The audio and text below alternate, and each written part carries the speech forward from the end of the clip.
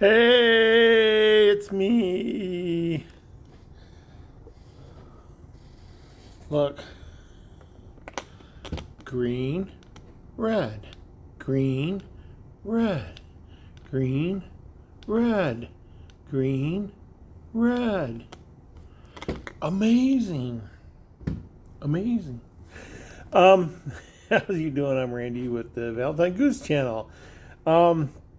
Just wanted to say I did try to get my big announcement done before Beacon Star Thursday, but I wasn't able to, so it'll still be Friday. And you'll just have to deal with it. And just a second, I gotta click OK. And what else? I was just reading all the Reddit posts about Jack and Forrest, and a really good point was made, and I just wanted to deal with that. And the person wrote, and we're assuming it's Jack, wrote that Forrest Fenn didn't know how to do a puzzle. He didn't solve puzzles. He didn't put, if he searched for real life puzzles, but as far as putting a puzzle in a book, he didn't know how to do that. He didn't know how to solve puzzles. He didn't know how to formulate armchair treasure hunt or anything like that. He wanted people to go out. And the remark was made, he made it like a pirate treasure. And that really hit me. I'm like, a pirate treasure. On a pirate treasure, the map is usually start at this tree, take 10 paces, if you ever watch the treasure show.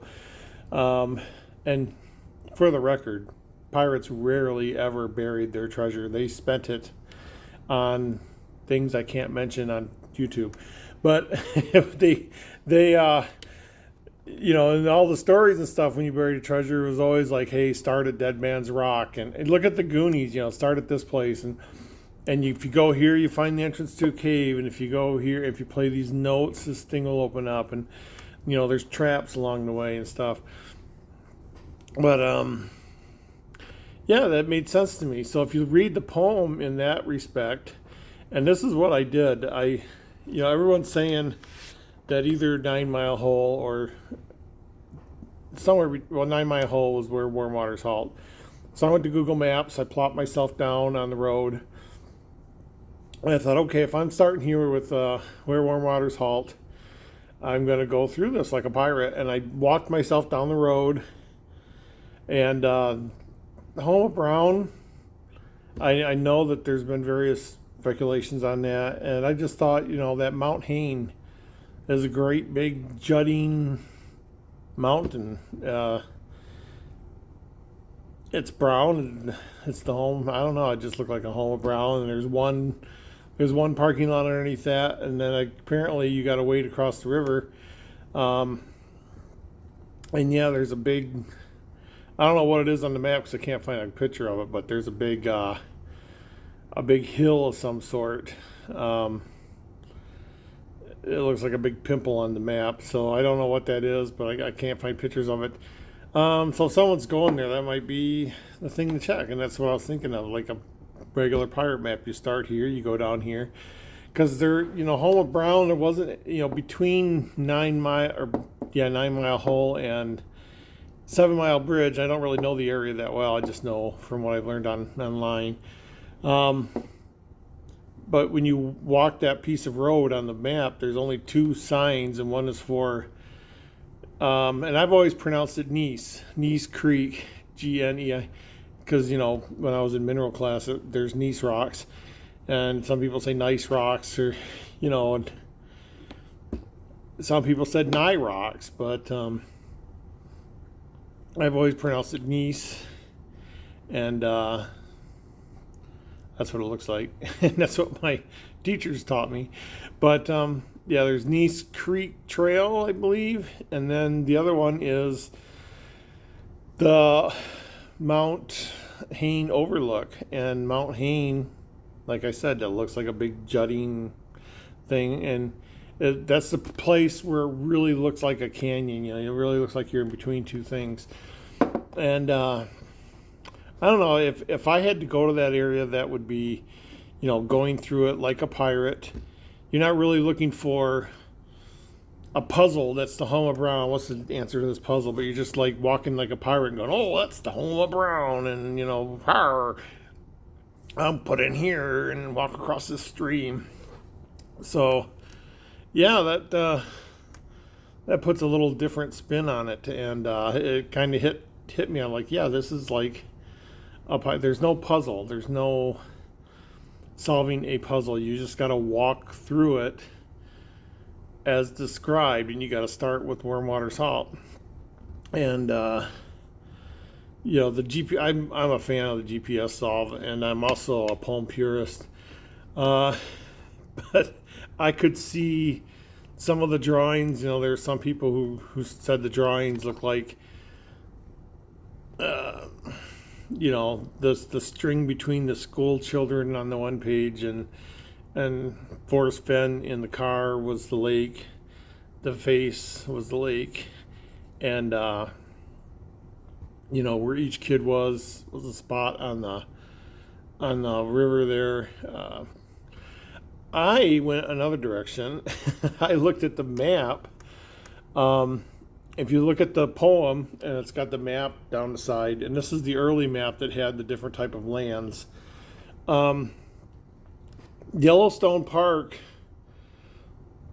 is put in the upper corner of Wyoming, and the Y has a curl on it that looks like it points right to that part of the Madison River. And I didn't realize the Madison River was started right there. That was only a short part, like they said, a 10 by 10 square inside the park, and then it goes into Montana. And I was Team Montana, by the way.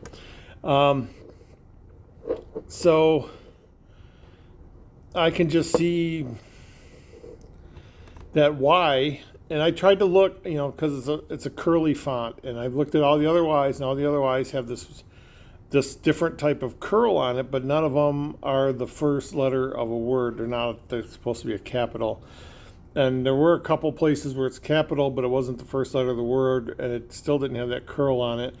And that curl just goes right here. And I wondered about that too. But yeah, if you go back and look at that map, you got to find a really clear, high resolution picture of it, and then zoom right in. In fact, let me find it here. High res Forrest Fenn map. And images, and the first one that comes up is, there's two different maps. What is this map here? Wyoming.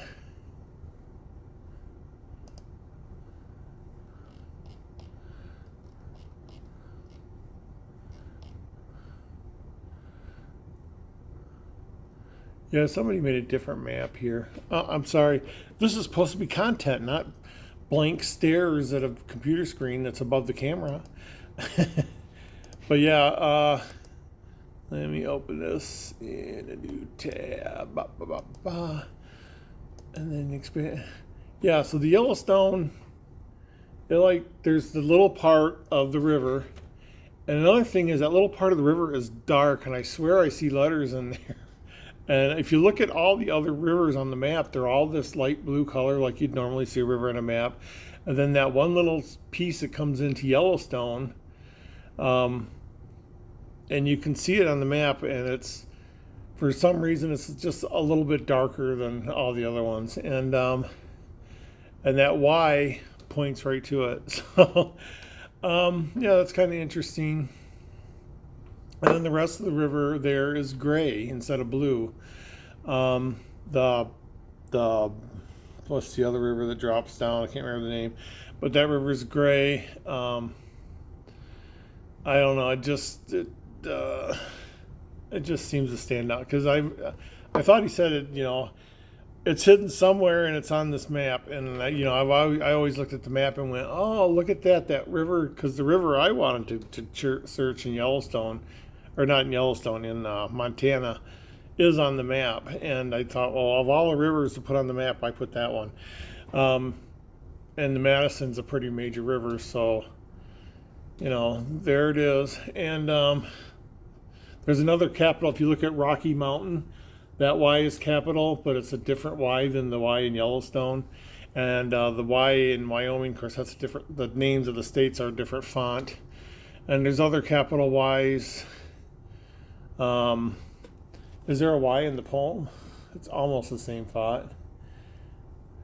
Yeah, your effort. And that one doesn't, it has a curly, but it has a dot on the end. It doesn't have the curl at the bottom either. So I don't know. That's just me. That's the kind of things I look for. That's what I'm looking for when I look at the American History Hunt. But anyway, that was kind of interesting to hear it put that way. And it's so funny. In my solve in Montana, what's the name of that town right there? I gotta get the name of this town, because the name of the town is the name of a character in the treasure book. Let me see. Montana and Dakotas. Why can't I find? Oh, there's Wyoming. Boop, ba-doop, ba-doop, ba-doo. Ba-doo. Gardner.